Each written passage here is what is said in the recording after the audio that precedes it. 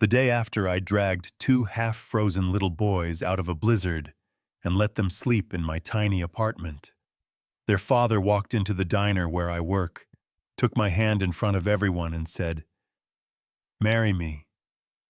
Forks clattered, a coffee cup hit the floor. My boss just stood there with the coffee pot in midair, and I remember thinking, this is either the start of my great love story or the moment my life completely blows up. If you've ever wondered how a broke, invisible waitress ended up married to a CEO, this is how it actually happened. Not the fairy tale, the version I'd tell you across a table with cheap coffee and honest eyes. It started with a mean storm, the kind of cold that feels personal. I was on the late shift at Rosie's Diner, harsh lights, buzzing booths, empty snow swallowing our little Colorado Main Street. I was doing what I always did when it got slow. Wiping the same spot on the counter, running numbers in my head, wondering if I'd ever finish my nursing degree on tips and overtime, when I saw them. Two small shapes moving through the whiteout jackets, two thin heads down, fighting the wind.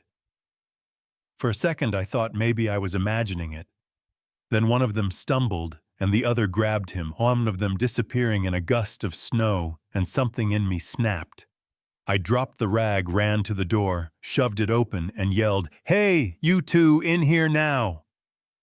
They stepped into the fluorescent light, and my heart just dropped. The older one, maybe 7, jaw, clenched hands, raw, and red eyes too old for his face. The younger one shaking so hard his teeth chattered lips, that scary blue-gray you never want to see on a kid. I wrapped them in whatever I could find. Clean aprons, towels, my own coat. Cranked the heat, threw grilled cheese on the grill, and cocoa powder into hot milk, like I'd done it 1,000 times, even though my hands were shaking. When they finally stopped trembling enough to hold the mugs, I slid into the booth across from them and said, "I'm Emma. What are your names?"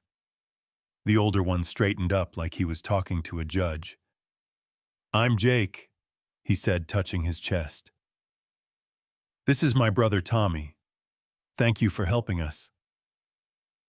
I asked what any adult would ask. "Where do you live, sweetheart?" And that's when his face changed. His eyes went to the window, to the storm, his fingers tightened around the cup, and after a long breath he whispered, "We don't have anywhere. Not anymore."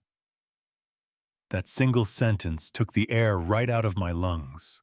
I grew up in foster care, bouncing from house to house, packing my life into trash bags, because nobody thought to give me a suitcase, and I know exactly what it feels like to be the extra kid in someone else's story, the one who doesn't really belong anywhere.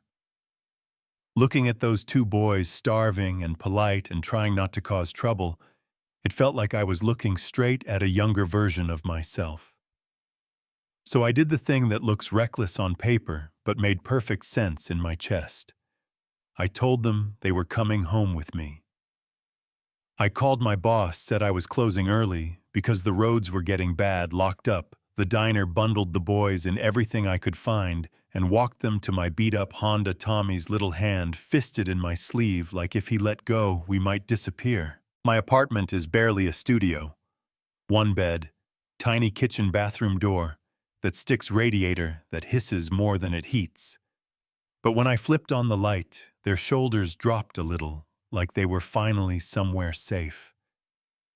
I gave them my bed, microwaved soup, found some old cartoon on my laptop, and watched them thaw. Tommy fell asleep halfway through a sandwich, crumbs on his mouth, fist still wrapped around the plate. Jake sat on the edge of the mattress like a guard, eyes flicking to the door every few seconds. Every practical part of my brain was screaming, "Call Child Protective Services. This isn't your job. You're going to get in trouble." And every hurt part of my heart remembered being dragged out of a bed in the middle of the night because they're moving you and having zero say in where you landed. Those boys had already walked through a snowstorm alone. I couldn't hand them over to strangers at 2 a.m. and sleep fine. So I put my little mattress on the floor, pulled a blanket over myself, listened to their breathing, and stared at the ceiling, wondering what kind of storm I had just invited into my own life. Morning came bright and brutally clear, that fake, cheerful blue sky you only get after a serious storm. I was in the kitchen flipping pancakes, trying to pretend this was normal, when there was a knock on my door. Not a neighbor knock, a hard, controlled knock that went straight through my spine. I checked the chain, looked through the peephole, and saw a man in a dark coat, snow in his hair jaw, clenched eyes scanning everything. Even through the warped glass, he radiated panic he was trying very hard to pack down. "Can I help you?" I asked, keeping the chain on. His eyes locked on mine. "I'm looking for 2 boys," he said, voice low and tight. "My sons. I was told they might be here. Are they safe?" Before I could decide whether to trust him, a small voice behind me said, "Dad." I turned, and there was Jake in my oversized flannel bare feet on the cold floor, Tommy peeking from behind his legs. The sound that came out of the man at my door didn't sound like a CEO. It sounded like someone finally breathing again after being underwater too long. I unhooked the chain, stepped aside, and he was in my apartment, in 2 strides on his knees, on my faded rug, with both boys clutched to his chest, saying, "I'm so sorry. I'm so sorry. I looked everywhere. I thought I lost you." Over and over, shaking harder than they had the night before. That was how I met Alexander Hunt. On paper, he's the CEO of Hunt Industries, the guy whose name is on glass towers and charity plaques. But the first version of him I saw was just a father in an expensive coat knees on my second-hand rug, crying into his kid's hair. When he finally looked up at me, his eyes were red and fierce. "You saved my sons," he said, like the words still didn't feel real in his mouth. "How do I ever thank you for that?" I shrugged, suddenly very aware I was standing there in pajama pants from the thrift store. "I just did what anyone would do," I said. "I brought them in and fed them." He shook his head. "No. Most people would have called the authorities and gone back to bed. You gave them your bed." We sat at my tiny table while the boys inhaled pancakes like it was their job. I told him about the storm he told me, in short, angry sentences, how a staff member was supposed to be with the boys while he was in meetings in Denver, how his phone died, how by the time he realized something was wrong, they were gone. "It won't happen again," he said, and the way he said it made me believe him. When they were finally ready to go, both boys hugged me so hard my ribs hurt.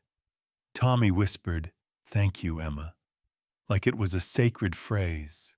At the door, Alexander pressed a simple white card into my hand.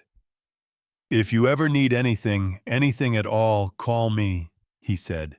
"I always pay my debts." I put the card on the counter, looked at his name, a name I'd seen on buildings but never expected to see in my kitchen, and told myself my life was going back to normal. For about a day it did. The next morning the diner was packed with people trading storm stories. I poured coffee, smiled, kept my secret. Nobody knew there had been 2 little strangers in my bed, or that the most powerful man in town had cried on my rug. I was wiping the counter, half listening to someone complain about their driveway, when the bell over the door rang, and the whole room went weirdly quiet. That was my first clue. I looked up, and there he was. Navy suit, snow melting on his shoulders, that same focused look, walking straight to the counter like he'd rehearsed it. "Emma Clark," he said, voice steady and too loud in the silence. "You saved my sons when they had nowhere else to go. You took them into your home and kept them safe. There is only one way I know to properly thank you." My heart was pounding so hard I could feel it in my teeth. I opened my mouth to tell him again that he didn't owe me anything, and in front of my boss, my coworkers, and half our regulars, he reached across the counter, took my hand, and said, Marry me. Yeah, that happened. A fork hit the floor. My boss said something under his breath. I will not repeat on YouTube. I yanked my hand back and hissed, "Are you out of your mind? We don't even know each other." He didn't flinch, didn't laugh, didn't call it a joke. He just dropped his voice so it felt like the world shrank to the space between us and said, "Then get to know me. I'm not saying you owe me anything. I'm saying I owe you everything. I'm a good father. I'm loyal. I can give you a life where you're not counting quarters for gas, where you can finish nursing school, where you can breathe. Let me take care of you the way you took care of my boys." I told him he was crazy, because what else do you call a man who proposes over a sticky diner counter? And he actually nodded like fair enough, then slid another card toward me, this one with an address handwritten on the back. "Dinner tomorrow," he said. "My family, my sons. No pressure. Just come see where they live, decide after." And then he walked out, leaving every person in that room staring at me like I'd just been handed a winning lottery ticket and a ticking bomb at the same time. I told myself I was only going to that dinner to make sure Jake and Tommy were okay. That was the line I stuck to all the way up the long driveway to the mansion that looked like it belonged in a movie. Inside, yes, there was marble and art and all the things you expect, but there were also toys on the floor, school projects on the fridge, a giant golden retriever who tried to sit in my lap, 2 boys who didn't leave my side all night, and parents who thanked me so sincerely I didn't know where to put my eyes. Under all the wealth, I saw something I recognized. A family that had been broken by loss and was trying clumsily to be whole again. One dinner turned into late-night phone calls, into drives up to a hill where he used to sit in his car and cry so his sons wouldn't see into me, telling him things I'd never said out loud about foster homes and feeling disposable. Somewhere in there, the CEO and the waitress stopped being stereotypes and turned into 2 very specific people. So when he asked me again, not in a diner this time, but quietly in his front hall with no audience, if I would marry him and help him raise those boys, I didn't hear a headline. I heard a man asking for a partner. I said yes. The internet loves to stop the story there. Poor girl marries rich guy, boom, happily ever after. Real life did not get that memo. After the dress and the vows, and the first time the boys called me mom, without meaning to, his big deal at work blew up. Investors pulled out. The company numbers tanked. He started sleeping less, working more, flying to New York to try and fix it. 3 weeks after our wedding, his assistant called to say he'd collapsed in a meeting from stress and exhaustion. I got on a plane, still in my work sneakers, walked into a hospital room, and saw the man who had walked into my diner, like he owned the world, hooked up to monitors, looking small and exhausted. That was the moment the fairy tale cracked. Lying there with IVs in his arm, he finally told me the truth.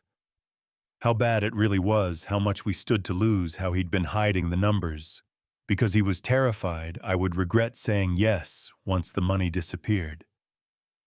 That was my line in the sand.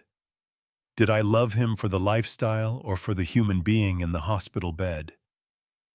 I grew up with nothing. I know how to be broke.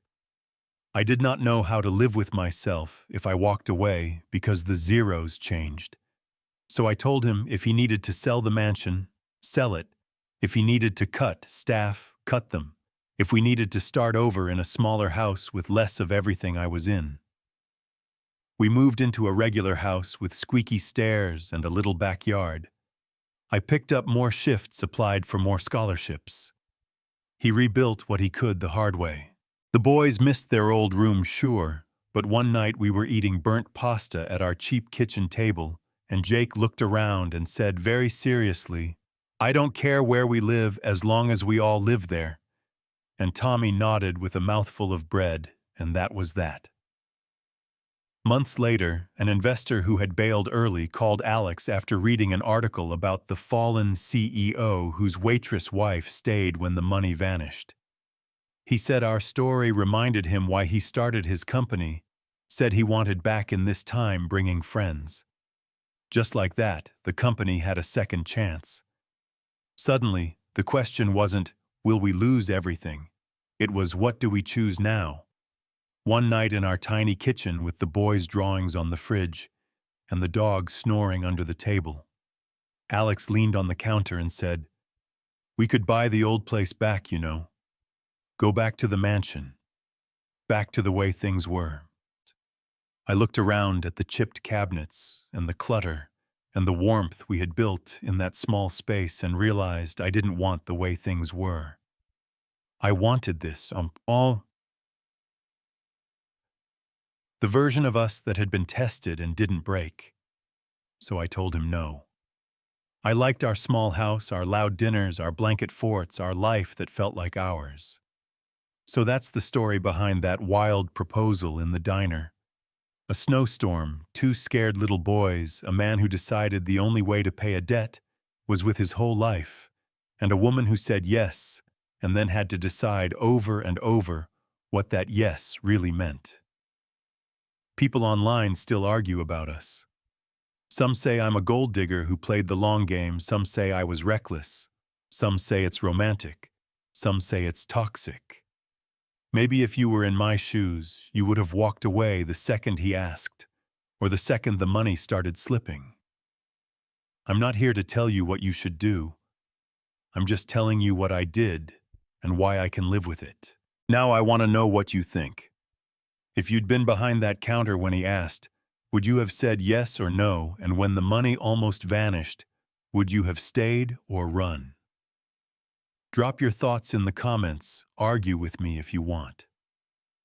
Share your own stories about love, money, and second chances, because the way we judge a story like this says a lot about what we believe we deserve.